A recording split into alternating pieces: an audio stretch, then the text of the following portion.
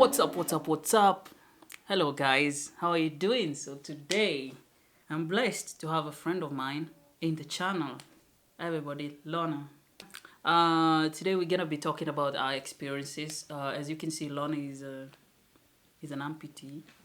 We don't actually know the name for it, but I'll let her introduce herself. So, Lorna, how are you doing? I'm good. Yeah. How are you? I'm good, actually. So, my name is Lorna Veronica, and of course, I'm from Kenya, and that's how I was born. And I think it's amputation, I don't know the real name, Yeah. but I was born like that, and Yeah. I've grown and I've been raised the same way. My main interest in life is to inspire young people who are in the same situation with me, just encouraging them to know that. Disability cannot be a limitation in any way. Yeah. Just to motivate them and show them that everything is possible. Yeah. So that's basically a summary of that. Today we'll be talking about the positive aspects, basically, and I've molded the topic into experiences between a girl and a boy. As Lorna said, she was born that way. Guys, I don't know what you call amputees who are born that way.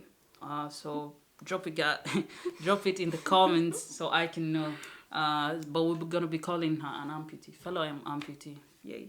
So for me, and I'm amputee, as you guys know. I already gave a story about my amputation. You can check it up there, the link. We made some cue cards, which we're gonna be picking. Childhood experience as the first one. So how was your childhood experience? I would say it was very interesting. Yeah. That's the first thing. It was very interesting. Yeah. And but of course, as every child goes through difficulties, I also had my own challenges and my own difficulties. Yeah.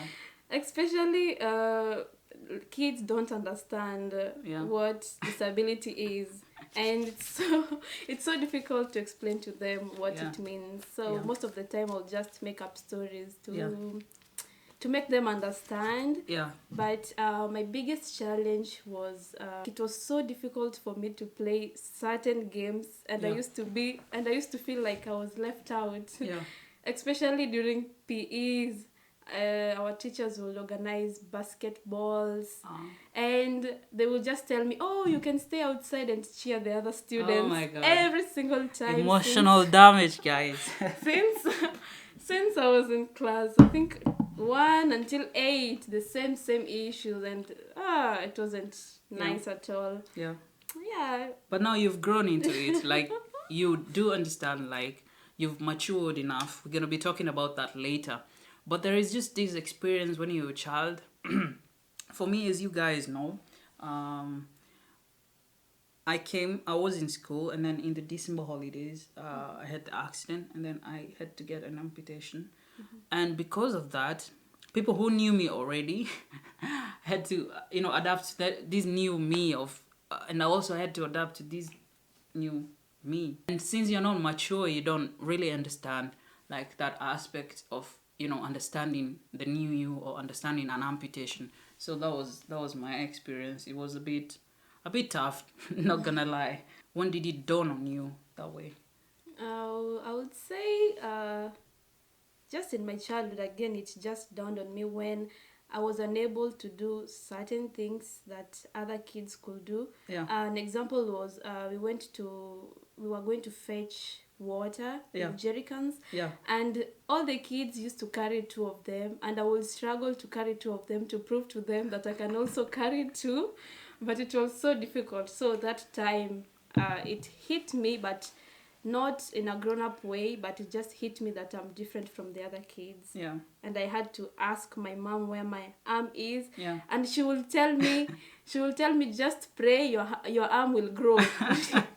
Oh God. Your arm is late. It's late. It will grow because I was later. a kid. Just to discover later, my arm will never grow. Yeah. How old were you when it dawned on you that you're gonna be? I think I was almost 10. That's when the reality hit me. I think 10. 10. Yeah. So close to where I was. Yeah. When I lost my arm at 11. So we could have the same revelation of living a different life. So that's cool. So the fear of perception by others in different environments. I know, I promise we're gonna be talking about like positive aspects, but this is part of life. Everyone has this fear of being perceived in a certain way. Everybody, even you with a big nose, you know yourself. So you have fear of perception, and that's what we're gonna be talking about basically in a positive way. So Lorna, tell us about like your fear of perception as an amputee in different or in new environments. Okay. Yeah. We had this group church meetings, Yeah. and it was about the youth between the ages of, I think, 13 to 18 years old. Yeah. This is the age where people are attracted to the opposite sex. People want to dress in a certain way. People want to be perceived in a certain way, and you want to do things to be accepted in the group. You want to be loved. Yeah, to be loved by the group. Yeah. And not to be judged in a certain. You want to be like the others. Basically. Yeah, you want to be like the other people. Yeah. And people used to dress in a certain way. People used to wear in a certain way. But I was brought up in a very Christian background, and my parents taught me that you're supposed to dress like this, not like that. And I used to be decent. Yeah. But when we used to go for these occasions, and I see other people dressed in a certain way, but it was so difficult for me to dress like that because of my arm. And I used to be so afraid, first of all. Yeah. I'm not dressed like my age, like I'm supposed to dress like that, like this, the way young girls dress. And I would go to places, and I would, first of all, feel like I'm not accepted. Yeah. And I would feel like people are trying to run away from me. Yeah. And I would force myself to dress in a certain way to impress the people around me. But actually that causes even more damage than good. Yeah. Because it made me have so much doubt in myself. Yeah. It made me just do things to please people other than pleasing my own self. And that is kind of depressing. It isn't good at all. Yeah. Yeah, I would understand that, because like there is this when you're growing up, your body hasn't like yet adapted to its natural self, and especially before you hit puberty, which is why it happened for me, and of course for you it did happen way before puberty. But yeah, like your body hasn't grown into itself, so you don't really have those muscles. You look very feeble in a way.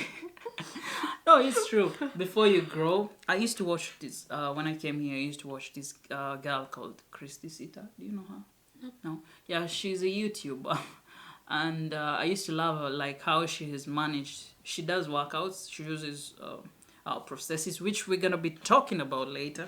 She's built up her muscles on the other side of her amputated hand, and so she looks just natural. But there is a way when you're younger, it doesn't like really click. Your body looks off, and you do notice that very fast. Let me add something about this, the fear of perception. Actually, I discovered something. Most of the time, we are the ones, personally, we get afraid. Yeah. But the people around us, they don't even care. Yeah. But we like care so much, but the people around us don't even care. So for you, how was the school experience, especially in your sweet teen years? Oh my god. Let me say, I had a very nice experience in my school.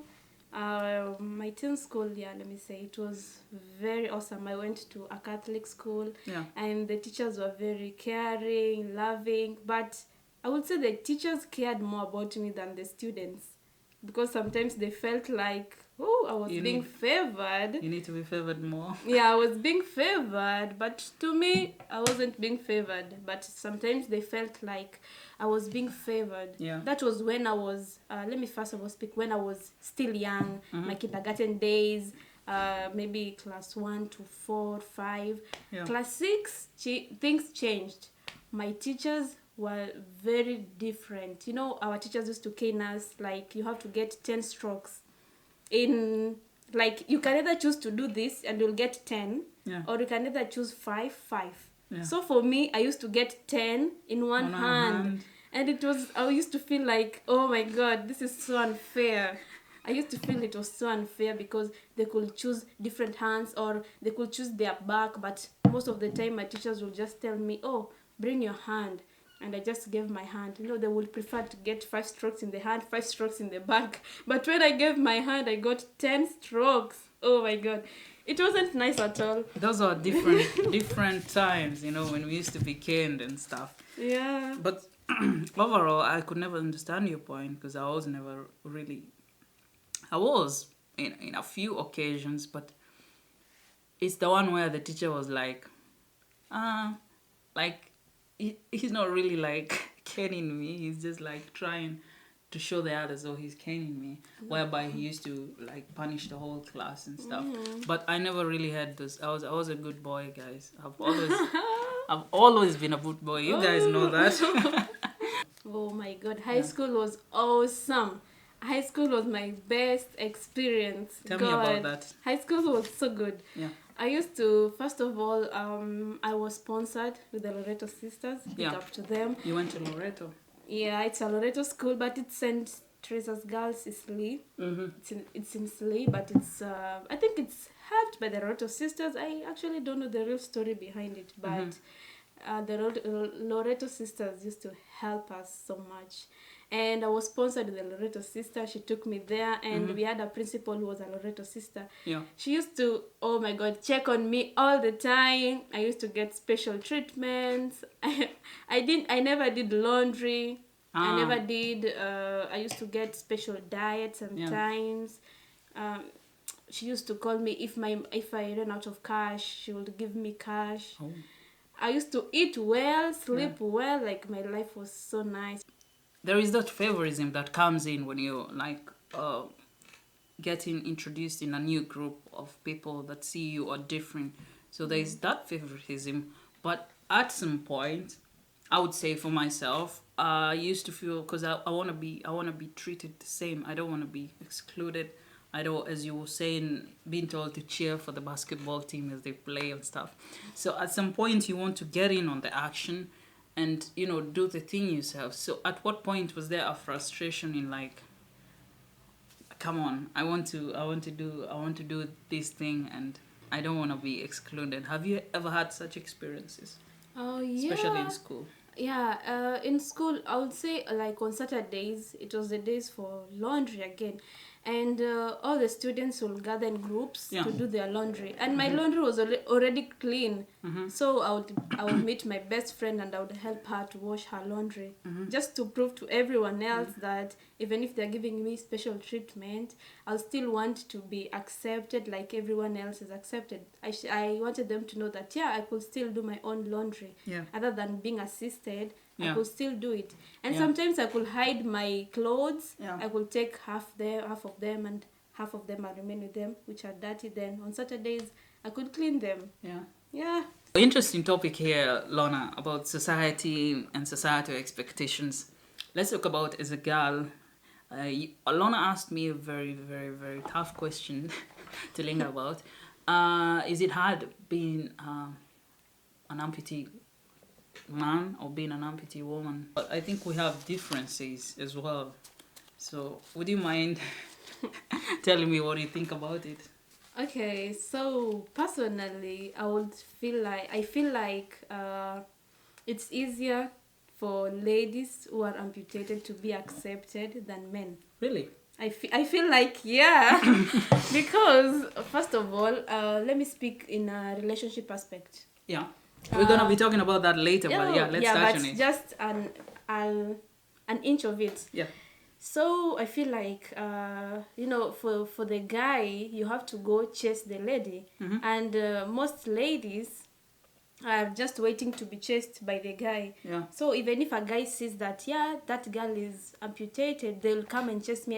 I feel like it's easier to be chased than to chase. Yeah. I feel like for a guy who is amputated and doesn't have confidence, can be like he wants to have a girlfriend, but is very afraid to approach the girl and shy because of the amputation. Yeah. So that's one point which I feel like can be limiting to the guy's sides. Yeah. But I also feel like there is a limitation to the lady's side. When a guy is searching for a girl, of course, in the society, there are certain expectations of a lady. And example, we are supposed to take care of the kids, maybe cook, organize the house. And I feel like the men, when the men see an amputee girl, they'll be like, oh, maybe she'll not be able to take care of my kids the way I want. Yeah. Or maybe she'll not be able to organize my home. She'll not be able to cook what I want. So I feel like, it can be a limitation to the lady's side. Yeah. When the guy sees an amputee, but actually it's very different because especially for people who are born like that, they're already adopted. They know how to handle stuff. They find their ways to do stuff. So you can have both hands and you have your way, and you can be an amputee, but you also got your specific ways on how to do stuff. Yeah, I would agree. There are major differences. For me, I would agree with you on that. But this is going to sound controversial, but deep down we still have those traditional inflection of culture in us, in a way that we think, oh, when you're chasing a girl or when you're chasing a boy, there is something you're looking for. Most of the time you don't come to think about it because you're woke and stuff, but it really does linger back to our traditional culture. It does have an effect because when you're a girl, you're looking for a guy who is buff, good looking in terms of capable. You're gonna say, oh yeah, not a lot of women are gonna want. It's very minority. A guy who is very feeble. Yeah. So that's one thing when you're a teenager into dating and stuff. So that's a big difference. But as a girl, like guys, they don't really need you to be capable in terms of being, strong and stuff. So they can take you for it, and they would actually accept it easier than for guys. And for a guy, if you're very void of confidence, which is the main thing with disabled people, void of confidence. I don't know, why do you think people are void of confidence? Is it from past experiences or from fear of the unknown? Yeah, I think it can be both. Can be both. Yeah. Yeah, when you've approached a girl or something and then you're like, nah, you didn't get the expectation that you probably thought you would, get from that. So I would say it can be a bit of both. So being void of confidence as a guy is the worst thing, but you don't really need the confidence as much in terms of the one being approached. But now everything is different, so I could say a lot of things are different, although they still have an impact on us in a way, because most girls won't search for a guy who is like feeble and weak. Yeah, of course. They want a strong guy, and most people, when they think amputee, they don't really think strong. They think weak. So adapting as an amputee and adapting. There's not really adaptation when you're born that, but I think there is an adaptation, Lorna. There's some things you have to adopt, of course, as we grow up. There's some things you have to adopt to. But I can imagine, for instance, yours happened earlier. Maybe there is no much difference. But you can imagine for somebody who it has happened maybe when she or he is 25. That's true. That's the time people are trying to build their life. It's the basis of your life. And then you just become an amputee. So where do you start? Like soldiers mostly. So I would say there is a big difference, but for you and I would say there's not much of a difference. Have you ever regretted what happened? Wow, that's a good question. Have I ever? Yeah, of course I've regretted, especially immediately. I've regretted at instances where I have limitations to do stuff. I have regretted at certain points in my life. But at certain points in my life, I'm like, I guess I have regretted. Have you ever regretted being born that way? I would say yes. When I was young, I used to pray so much. My dad is a pastor. And of course, every time you have to pray, we have to pray. And then he used to tell us, of course, if you pray to God, God will give you anything that you wish for. Even and then I used to pray for my arm every single day. God, please give me my arm. And every day I would wake up, I don't have my arm. It's and then I would question my dad, why am I praying to God and God is not even answering my prayers? Yeah. So why is my arm not growing? Yeah, why is it not growing?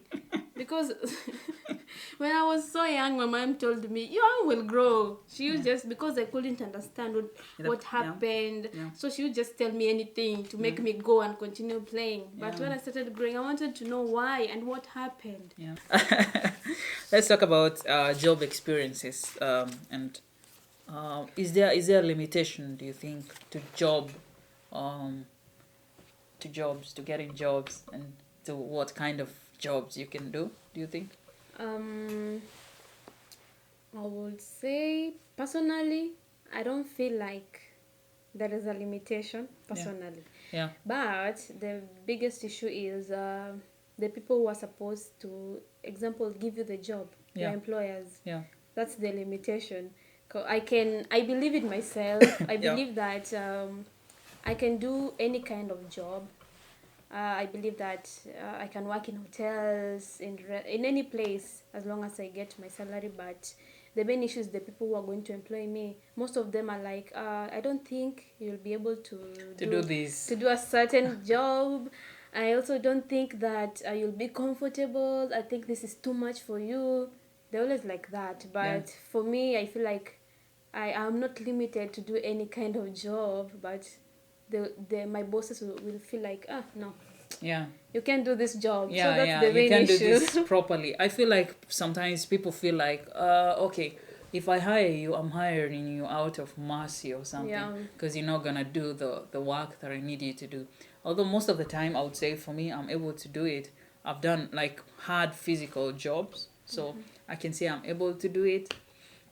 But most people, when they see you, they're gonna be like, it's like still how people see, like, especially in whatever you're shaking, in a hard manual job, hiring a girl. True. People will be like more inclined to hiring guys rather than girls. It's the same way for amputees, I would say. So I would say, yes, there is a limitation. Sometimes you just have to show them, oh, I can do. And you'll be lucky if you find someone accepting enough to give you time to show them that you can do that. Like, you have to be top notch, like, to succeed in life. So everything you get as an amputee is like, okay, your life is different now. Or like, once you get to realization like you, that your life is much different, and you have to do everything differently from other people. Yeah. And as we cross over to like such a thing where processes are involved, I'm gonna do the introduction because I don't really have much to say about prosthesis, and my take on it. But for my prosthesis, I've had 2 prosthetics, prosthesis, whatever, guys. Whatever. So I've had 2, and sometimes they can be very expensive. Unless you get like some charities or donations from some certain companies that do that. Which I was not. I was fortunate enough to get for both of them, and someone really did support me in that. Someone who's been supporting me very closely with relation to that. So I would say processes, I've had 2, but they have been just cosmetic ones. So we were talking with Lorna today, and she told me, oh yeah, I have functional ones, like I would say half functional ones, mini functional ones, just opening and clasping of the fingers. So I haven't really had that, but I would say adaptation without them, it's a thing. I don't really know. Maybe that's a question to you guys.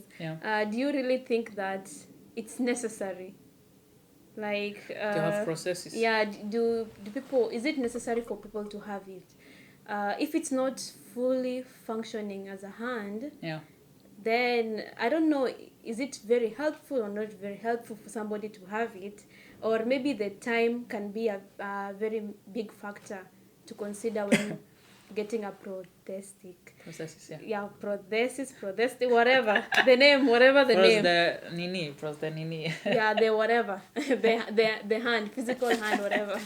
So, for me, when I was young, I actually got somebody to help me get it when I was in primary school. Yeah. But I was not interested at all. Yeah. I wasn't interested because I grew up without it for like, it was like 10 years or 11. Then when I was 12, somebody offered to help me get it. But I wasn't very ready to get it. And all the time my mom used to tell me, oh, we are going to Kenyatta to do the test, to get your sample, to get the size, your skin tone. And I would cry, I don't want to go. And then I will go back to my bedroom and I will pray, God, please, I don't want this hand. And I'm telling you, anytime we went to Kenyatta, it failed. It failed. The doctor was not there. And then later on we went and then I got it. But it didn't fit me. Yeah. The third time, the skin tone was not matching. Yeah. So I never got it.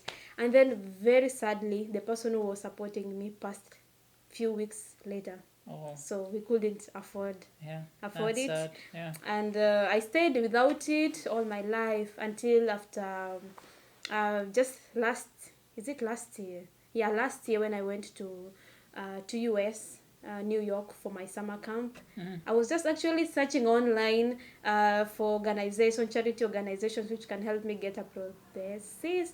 And I was able to get one organization. Yeah. I was able to get a private doctor through them, and he helped me get the Prosthesis. Finally, Lorna, we're going to talk about realization and maturing enough to accept your reality. Do you feel most people or most amputees have that environment to realize and accept their reality? Either whether they were born like that or they were, an accident happened. Let me just speak about self-acceptance. Yeah. For most, what I think about most people, let me speak about born with disability.